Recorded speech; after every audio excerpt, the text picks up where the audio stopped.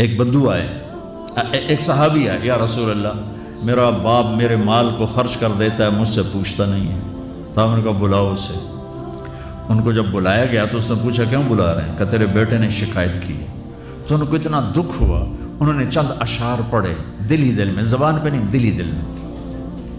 اور مجلس میں آ گئے۔ جب پہنچے دربار رسالت تو جبریل آئے ہوئے، یا رسول اللہ اللہ تعالیٰ کہہ رہے ہیں اس کا مسئلہ بعد میں سنیں، اس سے کہیں وہ شعر سنا جو تو نے بیٹے کے گلے میں کہے ہیں، اور اب تیری زبان سے ادا نہیں ہوئے پر تیرے اللہ نے سنے۔ تو آپ نے اس سے فرمایا اچھا بھی تیری گل تو میں بعد سنوں گا، تو پہلے میں نے شعر سنا۔ انہوں نے کہا اشہد انک رسول اللہ، میں گواہی دیتا ہوں آپ اللہ کے رسول ہیں۔ یا رسول اللہ میں نے دکھ میں چند اشعار زبان سے نہیں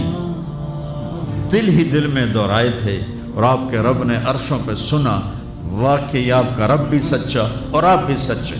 آپ نے کہا کیا کہا تھا؟ کہا میرے بیٹے جس دن تو پیدا ہوا ہم نے اس دن اپنی ذات کے لیے جینا چھوڑ دیا،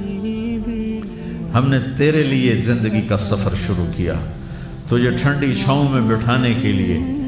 گرم ہواؤں سے لڑا، تمہیں ٹھنڈی ہواؤں سے بچانے کے لیے برفانی راتوں میں کام کیا، تیری ایک مسکراہٹ دیکھنے کے لیے ساری ساری رات تڑپا،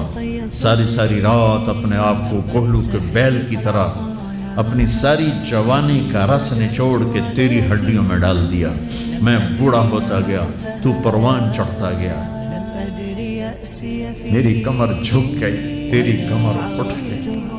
میری ٹانگوں سے جان نکل گئی، تیری ٹانگیں مضبوط ہو گئی، میرے ہاتھ کانپنے لگے، تیرے ہاتھ مضبوط ہوئے، میں لڑکھنانے لگا، تو اترانے لگا، تو مجھے خیال آیا کہ جیسے میں اس کے لیے دھکے کھاتا تھا، اس کی زندگی کی دعائیں مانگتا تھا، اس کے لیے تڑپتا تھا، چلو آج میرا یہ سہارا بنے گا۔ لیکن جب تجھ میں جوانی کی لہر دوڑی اور مجھے بڑھاپے نے کھا لیا، جب جوانی میں تجھ میں رنگ بھرا اور بڑھاپے نے میرے رنگ چھین لیے، جب جوانی نے تجھے سیدھا کیا، بڑھاپے نے مجھے ٹیڑھا کر دیا، کمر جھکا دی، تو ایک دم تو مجھے ایسے گھور کے دیکھنے لگا، تیری آنکھیں ماتھے پہ چڑھ گئیں اور تو مجھے یوں دیکھنے لگا جیسے میں نوکر ہوں، تو باپ، تو مالک۔ تو میں نے اپنی 30 سالہ زندگی کو جھٹلا دیا کہ ہاں ہاں میں باپ نہیں ہوں، میں نوکر ہوں، یہ میرا سردار ہے۔ اگر یہ بیٹا ہوتا تو یوں تو نہ کرتا، اس نے میری راتوں کے تڑپنے کو بھلایا، میرے گرمی سردی سے لڑنے کو بھلایا، کولو کے بیل کی طرح میرے چکر کاٹنے کو بھلایا، اپنی خوشیوں کو دفن کر دیا اپنے سینے میں، قبرستان بنا دیا اپنے سینے کو، اپنی خواہشات کا اور اپنی خوشیوں کا، اور آج تو مجھ سے ایسے بات کرتا ہے جیسے میں نوکر ہوں اور تو میرا آقا ہے۔ اچھا میرے بیٹے میں نوکر سہی، تو سب، پر میں تیرا پڑوسی تو بندہ پڑوسی سے پوچھ ہی لیتا ہے کیا حال ہے، کوئی ضرورت تو نہیں، اتنا ہی پوچھ لیتے۔ دیکھو میں آج رو رہا ہوں،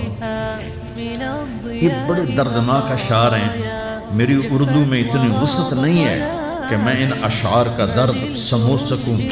اردو کے الفاظ میں، لیکن اتنا بتاتا ہوں کہ میرے نبی روتے روتے ہچکی لگی، اتنا روئے،